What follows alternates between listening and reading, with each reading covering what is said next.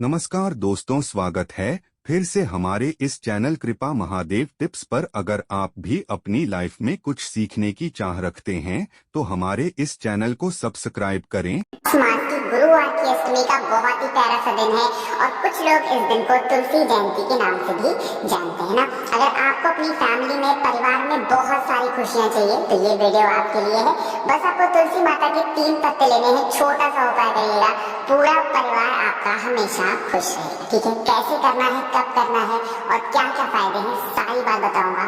Video को पूरा देखिएगा। ठीक है, चलो समझते हैं इस वीडियो के पहले उपाय को। स्क्रीन पे आपको तुलसी माता का पत्ता दिख रहा है। तो जैसा कि मैंने लिख रखा है, कितने पत्ते लोगे?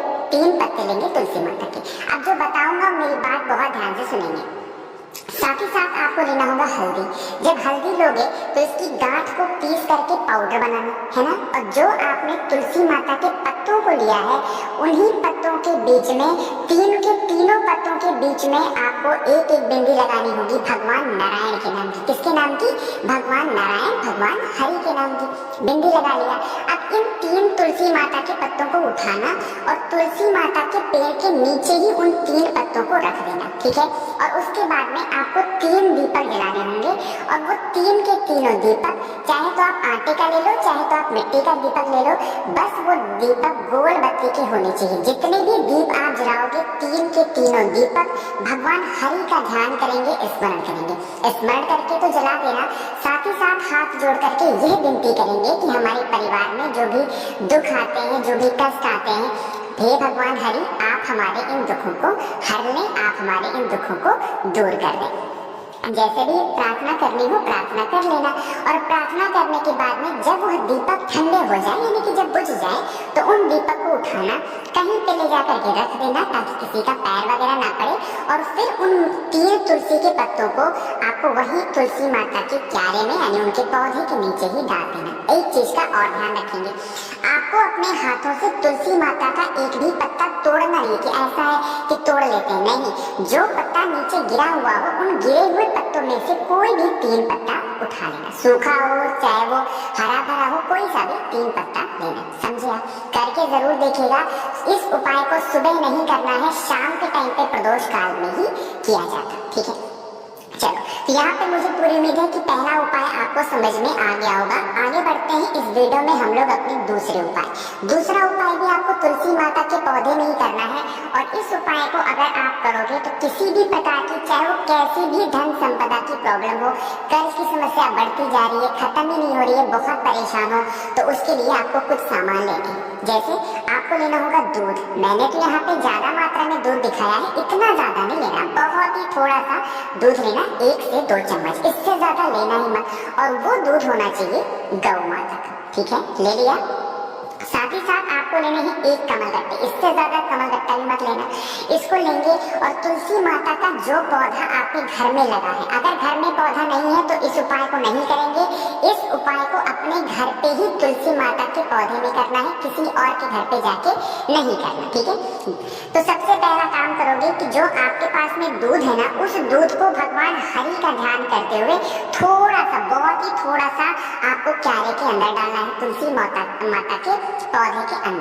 और उसी दूध के ऊपर 1 चुटकी हल्दी, बहुत ही थोड़ा सा 1 चुटकी हल्दी गिराएंगे और ओम नमो भगवते वासुदेवाय का स्मरण करके जो 1 कमलगट्टा है आपके पास में, उसी के ऊपर आपको रख देना। ठीक है, करके देखिएगा। इस उपाय को सुबह करना चाहो सुबह करो, शाम को करना चाहो शाम को करो। और जब भी करेंगे तो इस कामना से करेंगे कि हमारे घर में किसी भी प्रकार के धन संपदा को लेकर कोई प्रॉब्लम ना हो, हमेशा माँ लक्ष्मी का वास हमारे घर में बना है। अपने अकॉर्डिंग जैसे भी प्रार्थना करनी हो प्रार्थना कर लेना। बस इस उपाय को कोई से भी 3 गुरुवार करके देख लेना, आपके घर में कभी धन को लेकर प्रॉब्लम नहीं होगी। है एक बात और, काफी लोग कहेंगे भैया जो कमलगट्टे हमने यहाँ पे चढ़ाए हैं, इन कमलगट्टे का हम क्या करें? तो उस 1 कमलगट्टे को आपको वहीं पे क्यारे के अंदर ही छोड़ देना है, उसको उठाना नहीं है। ठीक है, चलो 2 उपाय की बात कर लीजिए, बहुत ही छोटे छोटे थे। आगे बढ़ते हैं इस वीडियो में हम लोग अपने तीसरे उपाय की तरफ। और ये तीसरा उपाय क्या है आपको बताऊंगा, लेकिन जल्दी से कर दो वीडियो को लाइक। और जितने भी भाई बहन इस आवाज को पहली बार सुन रहे हैं, अचानक से चैनल पे आ गए हैं, तो चैनल को सब्सक्राइब सब्सक्राइब करिएगा, ठीक है। देखो समझते हैं। यहाँ पे सबसे पहले बता दूं कि इस उपाय को आप करने जाओगे तो फायदा क्या होगा। इसका बस एक फायदा है और वो है इच्छा पूर्ति, यानी कि मनोकामना की पूर्ति के लिए। देखो समझेंगे, जैसा कि यहाँ पे लिखा हुआ है कि हमें लेना है पीला चावल।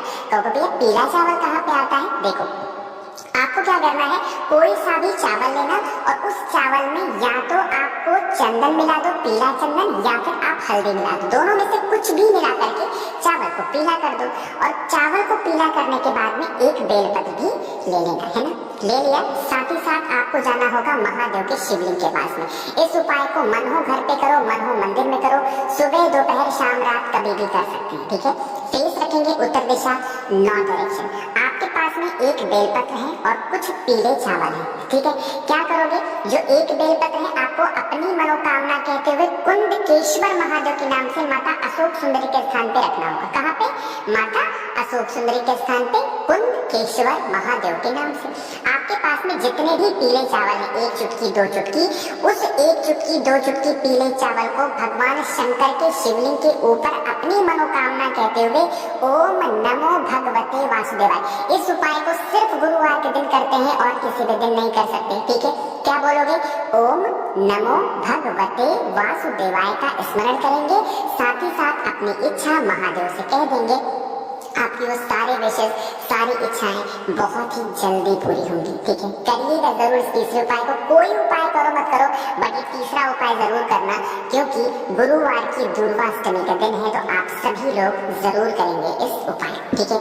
आगे बढ़ते हैं इस वीडियो में हम लोग अपने चौथे उपाय की तरफ, जो कि इस वीडियो का सबसे आखिरी और बहुत ही ज्यादा छोटा सा उपाय, ठीक है। समझेंगे, यहाँ पे देखो क्या दिख रहा है, बेलपत्र। तो एक बहुत ही प्यारी सी बेलपत्र लोगे। कहोगे भैया बेलपत्र ले, फायदा तो बता दो। इसका बस एक फायदा है कि आपके घर में शांति रहेगी। शांति रहने का मतलब कि आपके घर में कभी क्लेश नहीं होगा, कभी लड़ाइयाँ नहीं होंगी, कभी मारपीट नहीं होगा, एक दूसरे से जलन नहीं होगी और एक दूसरे से कभी लड़ोगे नहीं, ठीक है। बहुत स्पेशल है, ठीक है। एक बेलपत्र लेना, साथ ही साथ आपको लेना है देसी घी, ठीक है। गौ माता का देसी घी आपको मिलना है, मार्केट में मिल जाएगा।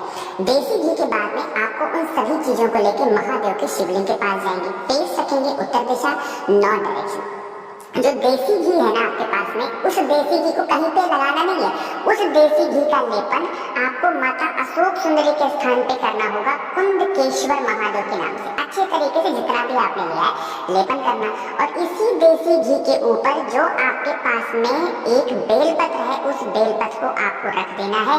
जब बेलपत्र रखोगे या फिर देसी घी का लेपन करोगे, जो इंसान आपके घर में आपको परेशान करता है, गुस्सा करता है, क्रोध करता है, लड़ाई झगड़े करता है, उस इंसान का नाम और गोत्र बोलेंगे, कुंडकेश्वर महादेव के नाम से इस उपाय को करेंगे, ठीक है।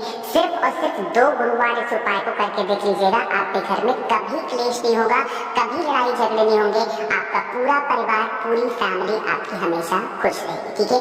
फिर से आपको याद दिला दूं, परिवार में खुशियां चाहिए तो हारने की हैबिट डाल लो। अगर हार जाओगे तो रिश्ते जीत जाओगे, ठीक है। चलो, तो यहाँ पे मैंने कोशिश की आप सभी को बहुत ही अच्छा, बहुत ही प्यार से समझाने की। वीडियो पसंद आई हो तो लाइक करिएगा।